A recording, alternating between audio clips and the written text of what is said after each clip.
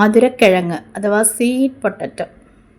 നല്ല മധുരമുള്ള ഒരു കിഴങ്ങ്, ഗുണങ്ങളാൽ സമൃദ്ധമായ ഒരു കിഴങ്ങ്. ഡയബറ്റിക് പേഷ്യൻസിന് പോലും കണ്ണുമടച്ച് കഴിക്കാൻ പറ്റുന്ന ഒരു കിഴങ്ങ്. ഞാനിത് കഴിച്ചിട്ട് കുറേ ആയി. കഴിക്കാനൊരു കൊതി തോന്നിയപ്പോൾ ഇപ്പം മേടിപ്പിച്ചതാണ്.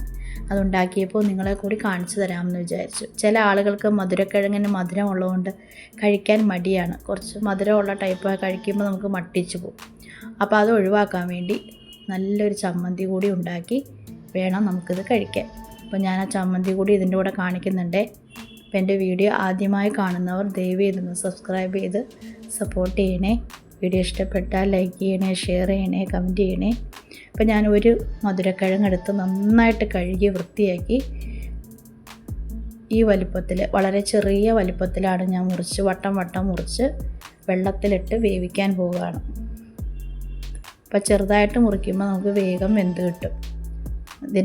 ഇതിലേക്ക് നമ്മൾ ഇതിലാവശ്യമായ ഉപ്പ് കൂടി ഇട്ട് കൊടുക്കണം. എന്നിട്ട് അടച്ച് വെച്ച് വേണം വേവിക്കാൻ.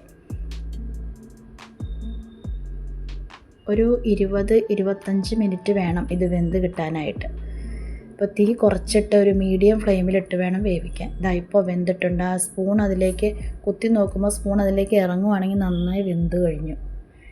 നമുക്കത് ചൂടോടുകൂടി അതിൻ്റെ തൊലി പൊളിക്കാൻ പറ്റില്ല, ചൂടാറി കഴിയുമ്പോൾ പൊളിക്കാം. അപ്പോൾ ആ സമയം കൊണ്ട് നമുക്ക് ചമ്മന്തി ഉണ്ടാക്കാം. അതിന് പ്രത്യേകിച്ചൊന്നും വേണ്ട. ഒരു 10 ചുവന്നുള്ളി, അതുപോലെ തന്നെ ഒരു 8-10 കാന്താരി മുളക്, ഇത്രയും മതി. അത് രണ്ടും കൂടി കല്ലിലിട്ട് നന്നായിട്ട് ചതച്ചെടുക്കുക. ശകലം ഉപ്പ് കൂടി ഇടുക, കുറച്ച് പച്ച വെളിച്ചെണ്ണ കൂടി ഒഴിക്കുക, മിക്സ് ചെയ്യുക. പണ്ടത്തെ അമ്മമാർക്കൊക്കെ അറിയാവുന്ന ചമ്മന്തിയാണേ, പുതിയൊരു വിഭവമൊന്നുമല്ല. അറിയാത്തവർക്ക് വേണ്ടിയാണ് ഞാൻ കാണിക്കുന്നത്. എന്നിട്ട് നന്നായിട്ട് മിക്സ് ചെയ്യുക.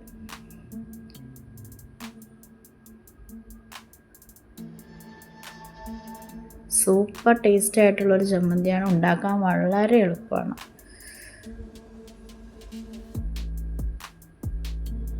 നമുക്ക് മധുരക്കിഴങ്ങിൽ തൊലി ഓരോ പതുക്കെ ഇങ്ങനെ പൊളിച്ചിട്ട്, വളരെ നൈസ് തൊലിയാണ്. സുഖമായിട്ട് നമുക്കിങ്ങനെ പറിച്ചെടുക്കാം.